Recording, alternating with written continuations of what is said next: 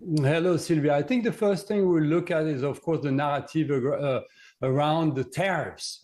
We know that Mr. Trump spoke with the President Xi on Friday, and it seems that the tone was okay, nothing so aggressive that we have heard before. So this is the first point we're looking at. But just as a reminder, he said not so long ago, Donald Trump said not so long ago that he will look for unity in the US, but also with his principal partner. So I think this is the first thing we'll look at. And of course, you just mentioned it.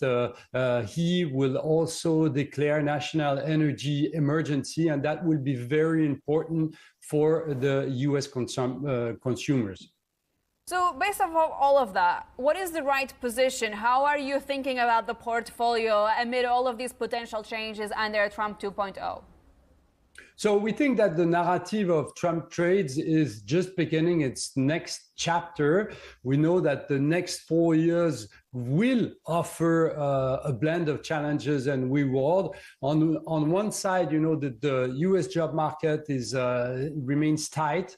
It is supporting the domestic consumption and US growth.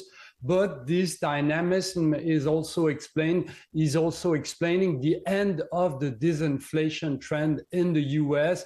This is a movement that will be reinforced by the rise of tariffs. So we think that inflation risks are increasing, which will limit the Fed monetary policy easing. So we just reduce a bit the overweight in US equities, and we're trying to be more diversified through, for example, Canadian equities. This is more value-based, and we're tactically looking at 3D. So to sum up, I call it the 3D, not for 3-dimension, but diversification, and diversification for this year. 2025 will not be what was last year's profile, so 100% on the US market.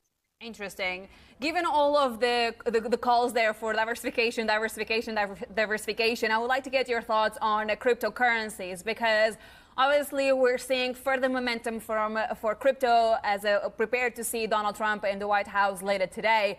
What is the outlook here, and are we actually likely to see further momentum in the coming months, or perhaps the expectations around regulation are a little bit too overplayed? No, I think it's a possible golden age for Bitcoin and cryptocurrencies due to regulation support that you just mentioned, an initiative like a national Bitcoin stockpile. So that could be something very supportive. We're also looking at new ETF, not only on Bitcoin, of course, but other cryptocurrencies that could support the cryptocurrency market. But, you know, it's very volatile. If you look at 2024, at the beginning of the year, the Bitcoin lost 30% in value. Of course, we're at record level actually, but we have to look at volatility when you look at cryptocurrency, even if Mr. Trump is a crypto pro.